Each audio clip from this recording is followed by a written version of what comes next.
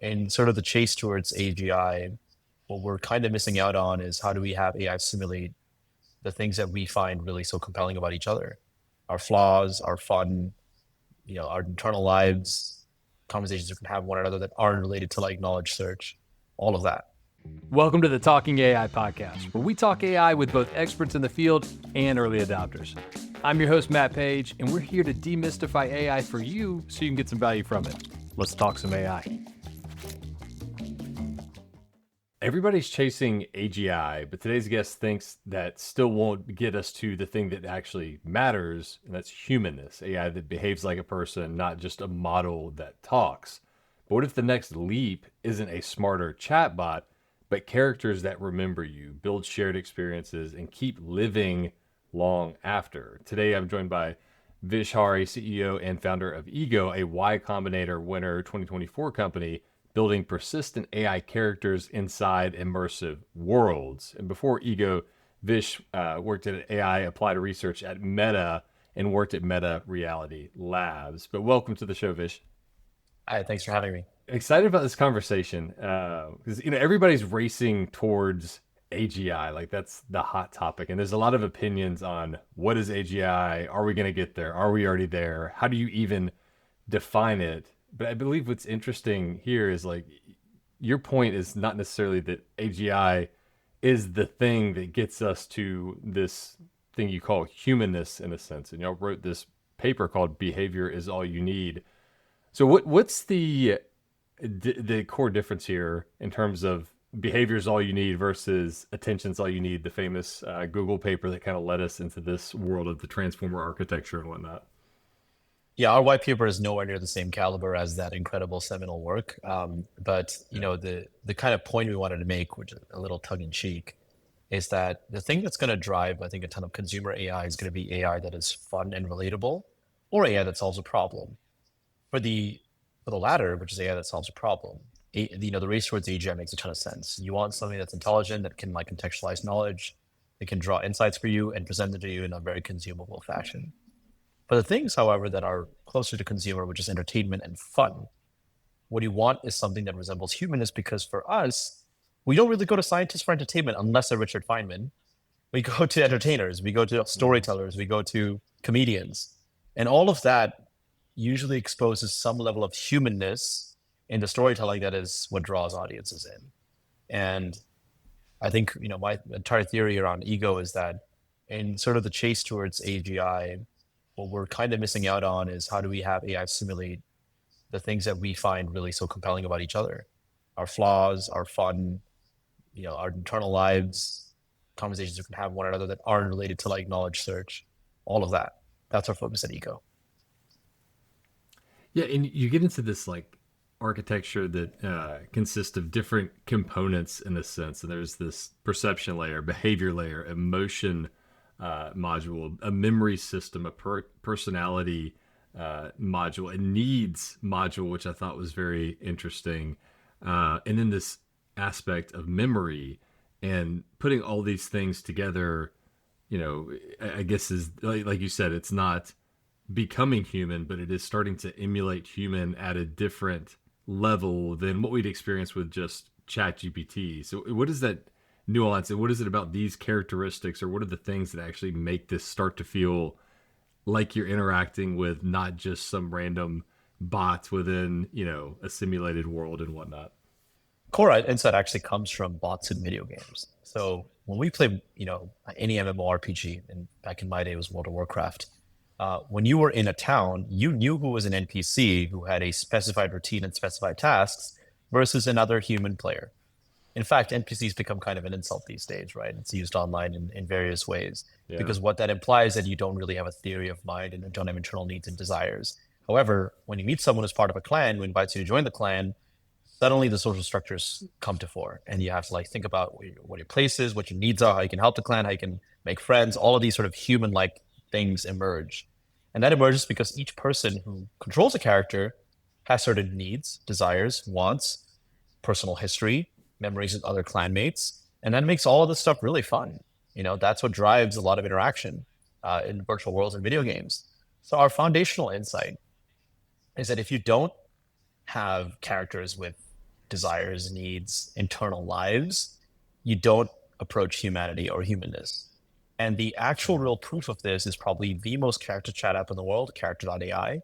The reason why it's so popular is because for the IP characters that you chat with, you have an entire corpus of knowledge on who they are. We know how Aragorn's going to react to any given situation because there's a ton of work on who he is. We have some idea on their internal life. People role play and LARP as Aragorn and like many other IP characters because we kind of know who they are. So our entire thesis is if you can simulate and build that in AI, you get to build the next AI equivalent of Aragorn in some UGC format. Quick break in the pod. Our State of AI 2026 report just dropped, and it breaks down what actually is changing in AI, what's hype, and what leaders need to be paying attention to this year. You can grab it right now on our show notes or at hatchworks.com. Yeah, and get into what y'all are actually building at Ego, because it's super interesting. There's kind of two sides. You're actually working on a model in a sense, but then also building this world. You hinted at it a little bit there, character.world. Like, what does this manifest into, and why building this sim-like world as a first thing, and then where does that evolve into later on in your mind? You know, you caught us at a very interesting time because we realized that building the sim-like world is actually a larger bite than we can chew off. That is the final goal. And the main inspiration for that is this really awesome anime that I grew up watching called Sword Art Online. The other person who loves Yeah. it is Palmer Lucky. I think I exchanged an email with him about it. But that anime is like the source of all this inspiration. That and Westworld, right? That's super cool. Yeah. That's the final goal. And part of like trying to build towards that was just breaking down what makes a human-like character human. There's many things, and one of them is proposed in Behavior is All You Need, which is that this idea that these characters have internal lives and desires and wants beyond just the goals of the game is like a thing that's going to imbue humanness and like make a human, real human, feel like the character they're talking to you could be human. Now, the one thing we realized though is that one, creating a 3D game is pretty difficult. Making it extremely accessible is really difficult. And three, like doing the perception layer of the game outside of just the game code, but like the visual perception, visual language models aren't quite there yet in terms of latency. However, we did find an area that we find pretty interesting. That's speech. So in our internal tests, we actually built a version of SimWorld on Roblox, and we call it Chatterblocks, and about 1 million people played it in like 1 month. But the Oh, main wow. behavior collapse, we call it, that we saw was people didn't really believe they're talking to a human-like character because in AI, all you do is turn taking. Like the way you just said, oh, wow, the way you slightly interrupted me, that's human. The way we talk, the way we nod, the way we express ourselves, the way we intonate and then jump in, all of those things are what creates human-like conversation. And that's actually the first problem that we need to solve. Because with the Roblox game, and even some experiments we did in Minecraft and other companies have done in Minecraft too, there is proof that simulated humans can be seen and observed to feel like they lead full lives. And we saw that even in the Stanford paper that came out in 2023 by June Park. It's possible. However, when you interact with them, the mask slips. And our actual focus in 2026 is to have the conversation feel natural. No one's focusing on that. Everyone's still doing turn taking and like your turn, my turn, your turn, my turn, no initiation, all of that. That is what we're thinking about. When you say turn taking, that's kind of the experience we have when we're talking to ChatGPT or whatever Exactly. model Yeah. today, in a sense. Mm-hmm. That's interesting. And I guess where do you see this going? So, you know, it's kind of this initial step, the end result being kind of this simulated world. But do these, you know, AI characters and, you know, simulating humanists just live in this world, or do you see them emerging outside of the world into anything that, you know, Yes. is digital? So this is why I'm here in Singapore, because we just closed a really exciting research partnership with a company called Menlo AI, Menlo.ai. They're a robotics research company based out of Singapore. And the natural conclusion of any simulated frontier work is actually real life. And the example of that is self-driving cars.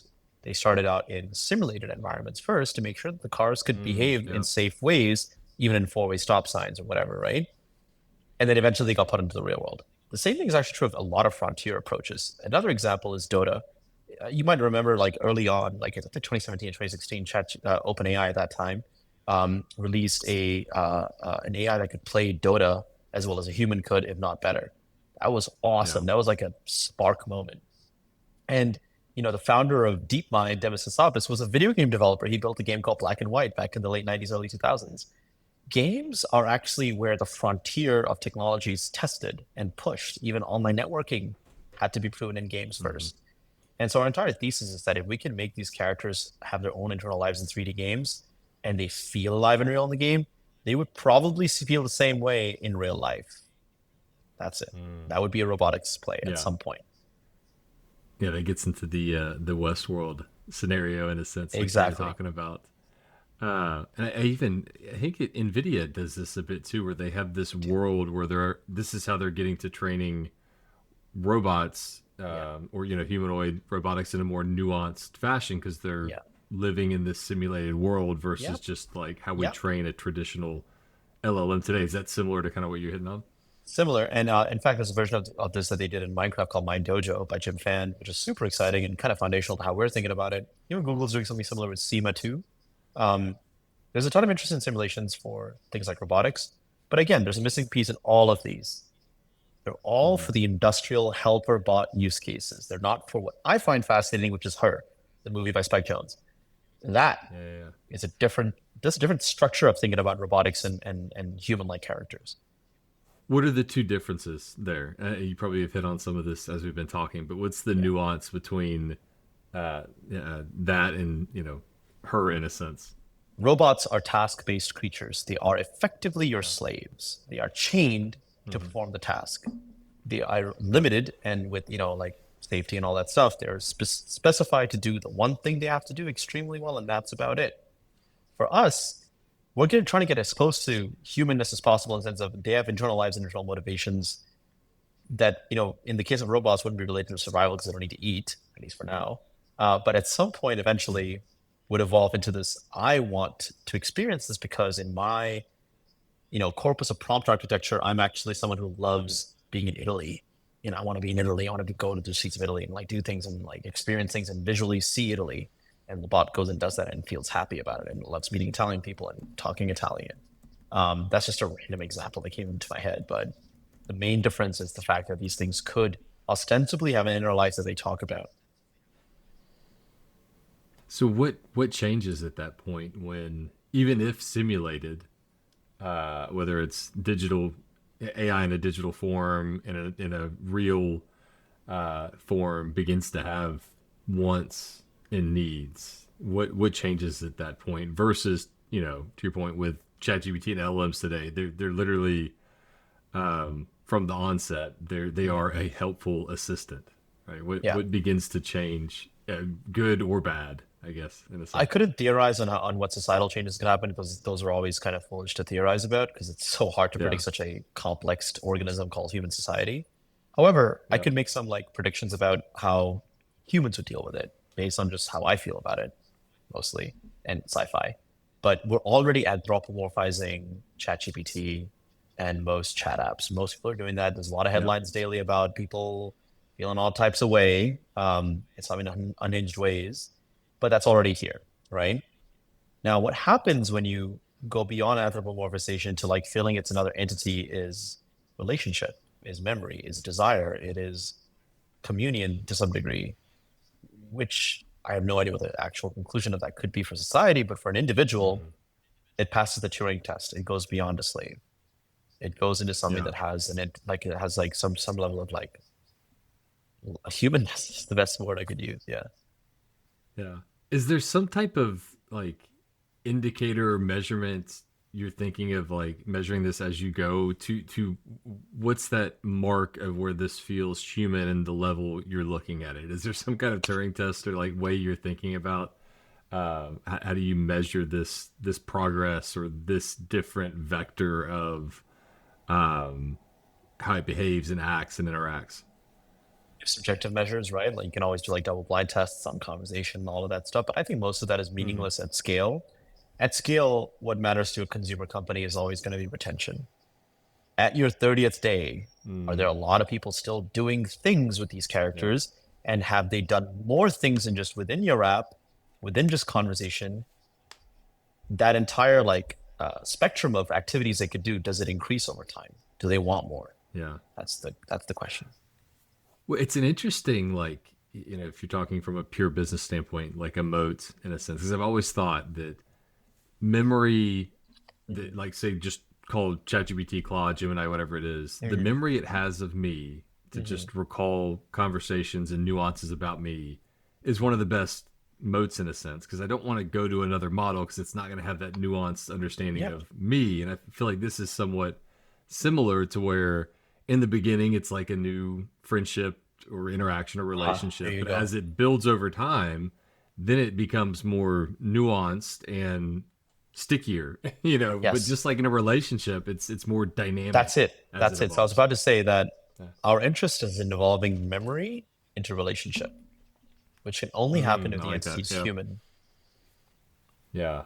Memory into relationship. Yeah. Because that's such a big element. And Yep. I think in the paper, you'll talk about short term and long Yeah. term memory, which Yeah. starts to emulate how we as humans um, have memory in a sense Yeah. that plays into this Yeah. factor, right?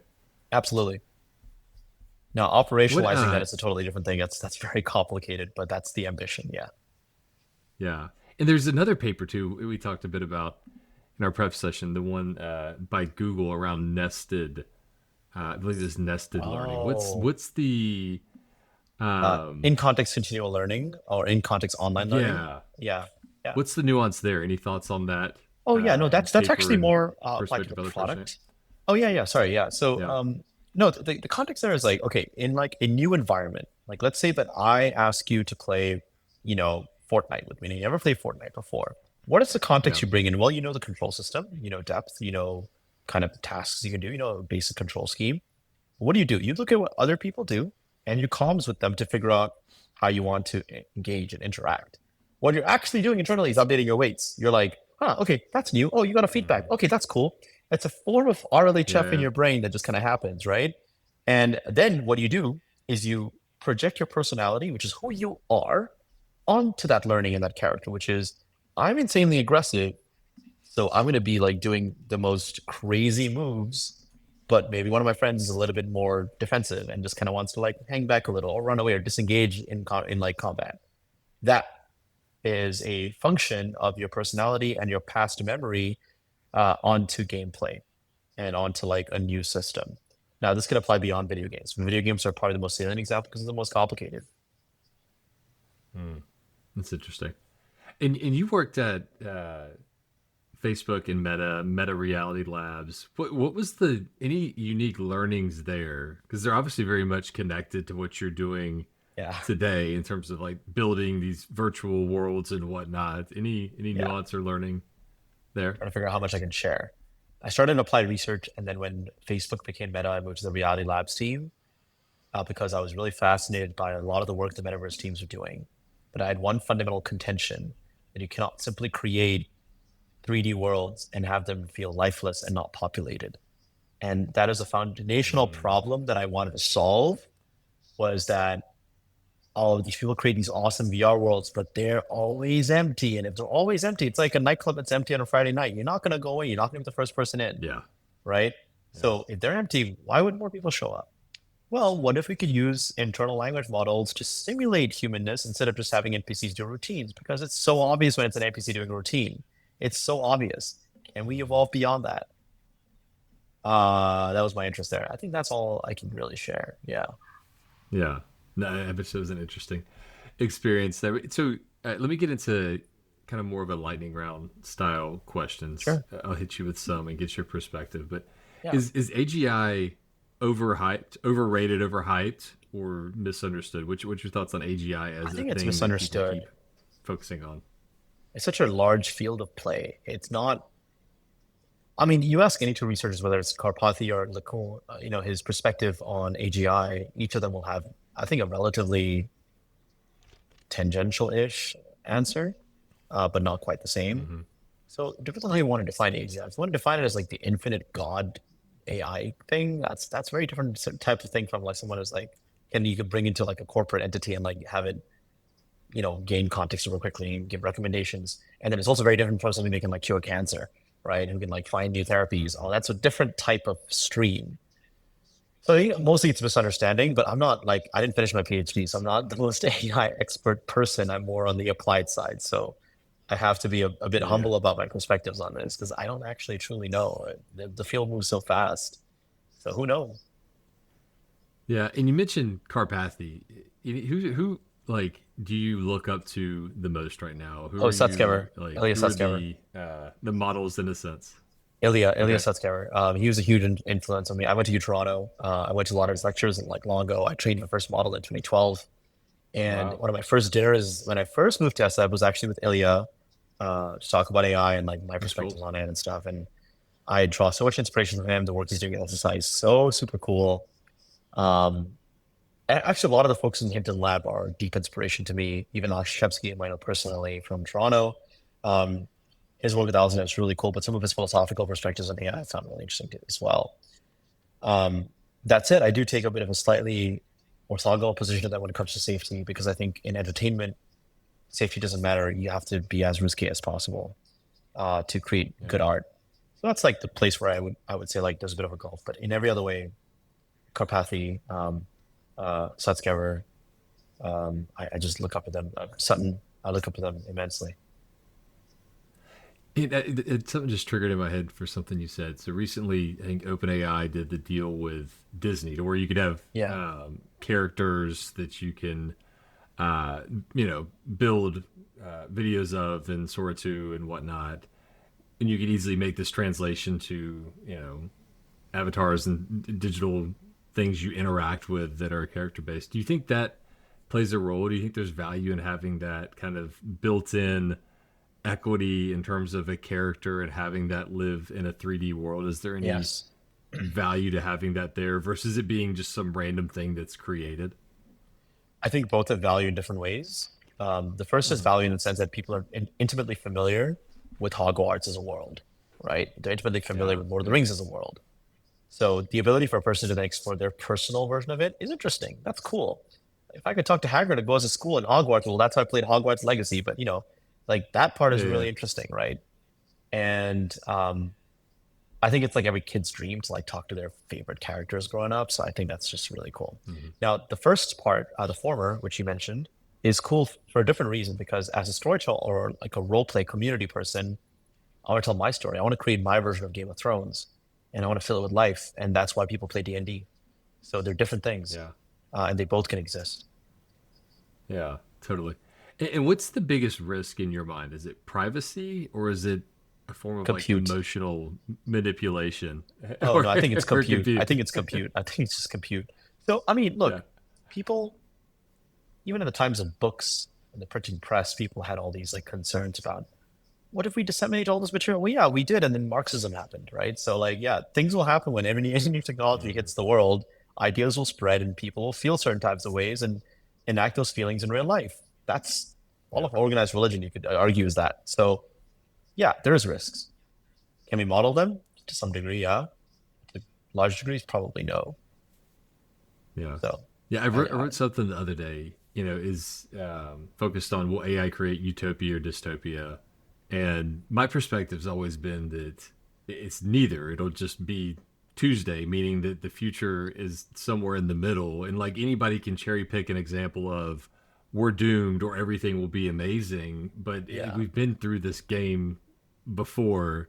And I think what's interesting though, when you do have something that's truly transformative, like you mentioned the printing press, the internet, name your big thing, the variance is just wider on yeah the positive and the negative side. yep.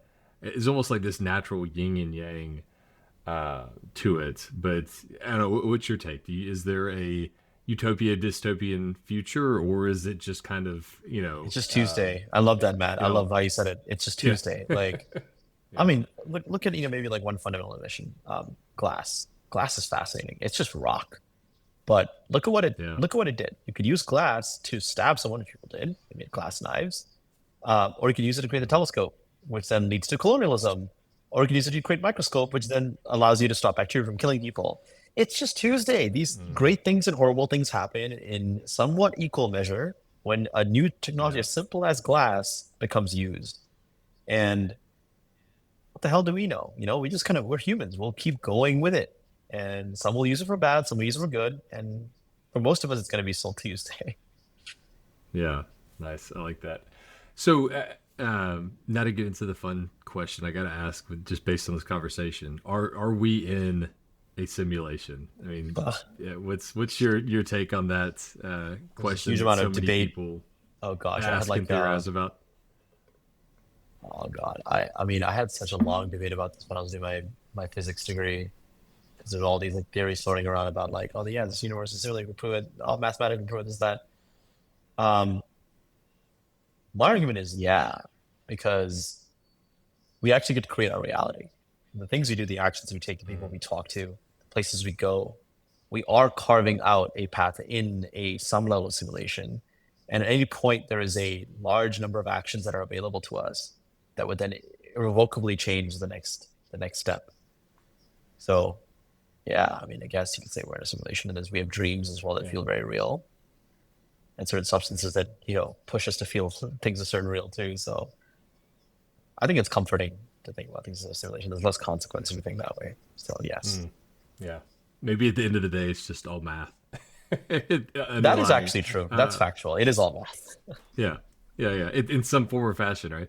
But what is, I guess, what is consciousness in your view? Because Oh, I think when we talk about this in the form of being kind of a synthetic consciousness or not real, but like, you know, this is where I always go into this debate in my own head. We make these decisions and we do these things, but is there some underlying um, thing there that's driving that in a sense? I don't know. What's your view on consciousness as it applies to what y'all are doing at Ego and whatnot? I don't know if I have a unique view. A lot of my views is borrowed from Roger Penrose, who wrote this book way back in the day called Emperor's New Mind that I love. And it's a very controversial book because he makes some pretty controversial claims about consciousness, which a lot of people would agree with or disagree with rather. Um, I guess I would say my view, consciousness is a spectrum of sorts. I think an ant is to some degree less conscious than a peacock. But the reason we Mm, feel that way is because we are projecting our model of consciousness onto another being. yeah, Is a stalactite or a stalagmite conscious because it moves and grows? No, it's not. It's responding to stimulus. But then you could argue that that's most things. It's responding to stimulus. So where does it begin yeah, and where does it end? I don't know. Um, all I know is that the consciousness that we have is within our head. We can feel it. We project that onto other entities to some degree, and we model our entire life based on that. And there have been some great philosophers who've grappled with this far better than I could. Specifically like Deleuze and Guattari and like a bunch of other great French New Wave guys. Um, but my view, I don't really think it matters. We're here, so let's do it. yeah. Maybe that's the more important question. Does it matter? Uh, but Vish, thank you for joining me on Talking AI Podcast. I knew this would be an interesting discussion, and it definitely was. But where can people learn more about Ego, what y'all are building, Yeah, you as well? Where can they find you? egoai.com has all of our research papers and as well as a blog where we've published some pretty interesting like architectural work that we're doing, how we kind of modulate between scripted behaviors and language model powered behaviors and how we find that balance in virtual environments. Um, there's not too much to learn about me. I'm a weird dude. I just, do AI stuff. I write films and I get tattoos, and that's about it. Um, but I Nice. am hiring. And if you're a fantastic AI researcher, we will pay you very well to live in San Francisco or Singapore or Tokyo, one of the three places where we have an office. And if you're interested in work that mixes consumer AI, foundational research, and things that simulate humanness, come work with us. We're pretty cool. And we have an office in the Mission, which we're going to move to North Beach. But yeah, it's pretty cool. That's awesome. Well, weird people build the coolest stuff. So y'all are definitely on Oh, that we're mission hella right weird. now. But thank you. Yeah. Yeah. Thank you so much, Matt. Thank you for this lovely Awesome. conversation. Awesome. Thank you, Vish. Thanks for listening to the Talking AI podcast. If you enjoyed the show, give us a follow or subscribe on your favorite podcast platform. And don't forget to leave us a review. We love those. For more info on Talking AI, visit talkingaipodcast.com. Quick break in the pod. If you're listening to this podcast, chances are you've been thinking about how to actually use AI inside your business. And that's exactly why we built the AI Opportunity Finder. It's a free tool that helps you uncover high impact, tailored AI use cases based on your business, your goals, your pain points, and your industry. No fluff, no generic use cases, just real ideas that fit your business, and they're ranked by ROI potential. It takes about 3 minutes to run, and it's like having your own personal AI strategist for free. If you want to try it for free, check out the link in the show notes or go to hatchworks.com/AI-opportunity-finder.